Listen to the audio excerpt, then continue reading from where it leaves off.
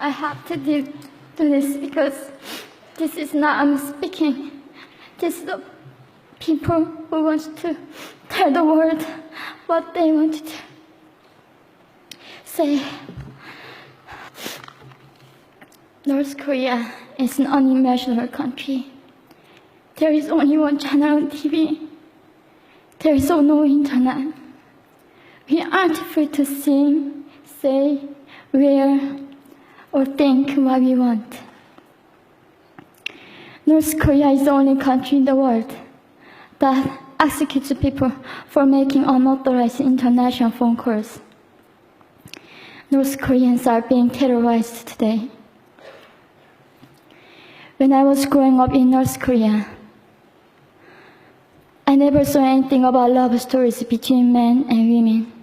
No books, no songs, no press, no movies about love stories.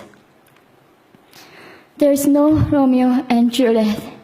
Every story was propaganda to brainwashes about the Kim dictators.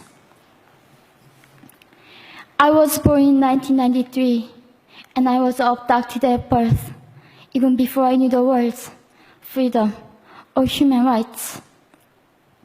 North Koreans are desperately seeking and dying for freedom at this moment. When I was 9 years old, I saw my friend's mother publicly executed. Her crime, watching a Hollywood movie, expressing doubt about the greatness of the regime can get 3 generations of a family imprisoned or executed. When I was 4 years old, I was warned by my mother not to even whisper.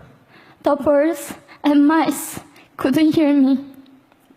I admitted I thought the North Korean dictator could read my mind. My father died in China after we escaped North Korea, and I had to bury him at 3 a.m. in secret. I was 14 years old. I couldn't even cry. I was afraid to be sent back to North Korea. The day I escaped North Korea, I saw my mother raped. The rapist was a Chinese broker. He targeted me. I was 13 years old. There is a saying in North Korea, women are weak, but mothers are strong. My mother allowed herself to be raped in order to protect me. North Korean refugees, about 300,000, are vulnerable in China. 70% of North Korean and teenage girls are being victimized, sometimes sold for as little as $200. We walked across the Gobi Desert, following a compass. When they stopped working, we followed the stars to freedom. I felt only the stars were with us. Mongolia was our freedom moment. Death or dignity. Armed with knives, we were prepared to kill ourselves if we were going to be sent back to North Korea. We wanted to live as humans.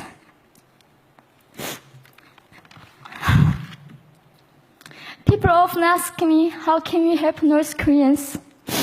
There are many ways, but I would like to mention 3 for now.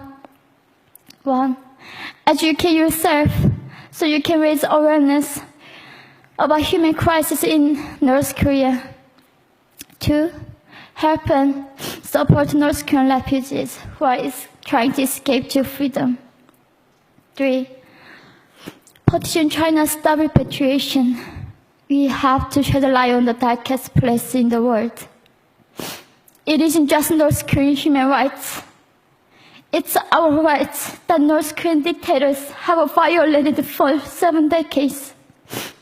We need governments all around the world to put more pressure on China to stop repatriation. In particular, Chinese delegates of One Young World can play a part by speaking up.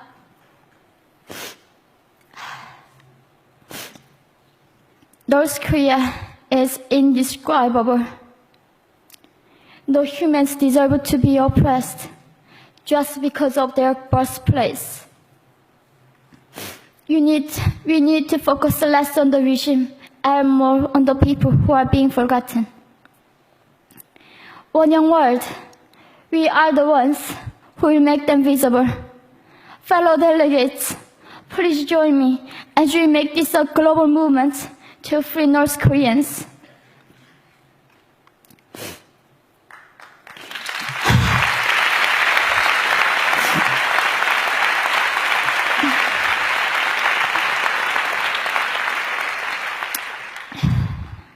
When I was crossing the Gobi Desert, scared of dying, I thought nobody in this world cared. It seemed that only the stars were with me. But you have listened to my story. You have cared. Thank you very much.